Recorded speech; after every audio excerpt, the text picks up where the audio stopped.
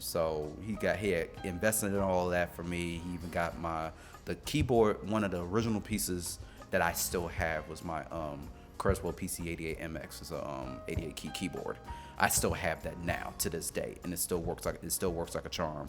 It's like one of them old school heavy metal, like heavy keys. Even though it's a keyboard, but it's like heavy piano keys, keyboard in which you gotta plug speakers up and even hear the sounds that come from it.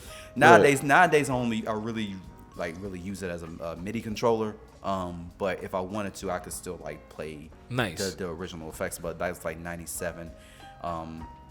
So like all the equipment I had out, and he invested in books, and he pretty much put me to school. I was like in another kind of school, where he would make me read the manuals before I could even touch the equipment during that period of time.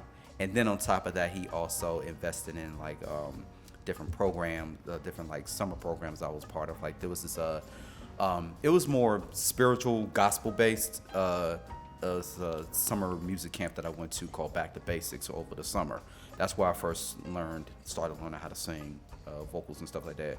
And that's why I first learned piano from brother Frank Hooker. He's a well-known funk piano player that was also a teacher there. So I learned from him. I learned the basic stuff, but he saw something in me, and he would teach me like chords and things of that nature, because he noticed how I was able to easily pick up on things really quick. Nice.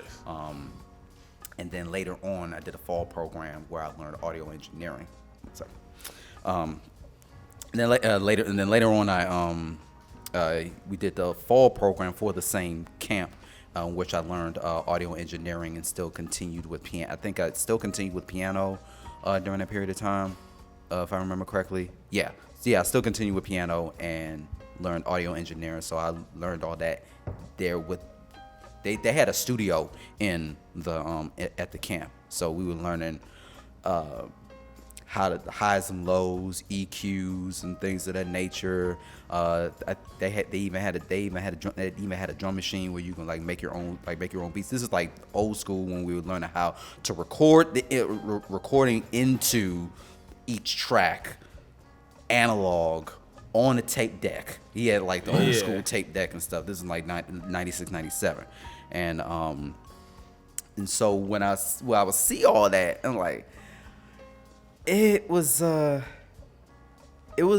an amazing experience because of everything I learned. I took that and applied it towards my own recording with that.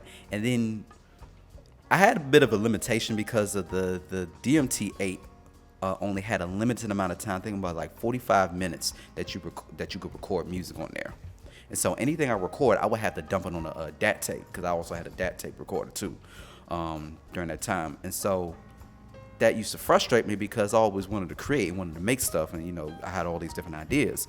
So I did. So there was one old school way that I used to record music where you may have heard a lot of producers talk about pause tapes for sure. Yeah, I had a karaoke machine, and karaoke machine had a quarter inch in, so I could plug where the microphone go in. I could plug my drum machines, my keyboards into those and record them as individual on individual tapes as my tracks. So you're talking about like 4 or 5 different tapes for different tracks. And then how'd you get them all together though? That's interesting. The overdubbing. Overdubbing. Yeah, overdubbing's like we'll record on one, and then flip it, play through it while I was recording on another tape, and then I'll play over that. Okay. And it's kind of like it was like layered that way. Because with the drum machine I had was an Alesis SR16, and so that was the drum machine that I was using. Nice. So that's where I used to do a lot of my demos for instrumentals and stuff. For stuff from my first project when I was doing Holy Hip Hop at the time, to even stuff that I a lot of ideas that I had during that period of time. So with all of that, even like, so you coming from the space of like doing these analog things and like really like getting some proper training in music. Mm-hmm. Do you prefer samples or do you prefer original music, or is it a mixture of both? How do you feel? Nowadays I'm half and half. I love doing my original stuff, and back then because I would hear like I used to hear the horror stories about sampling and stuff like that. I was so anti-sampling at first.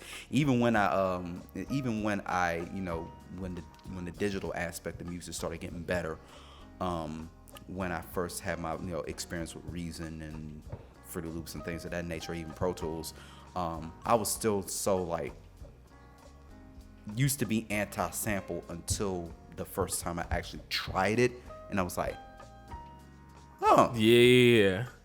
I might be able to do something with this. It's like I could see myself doing this because I thought it was hard and blah blah blah. But then like, but you know, nowadays flipping samples ain't nothing to me now. Yeah. Beats, brews, and life.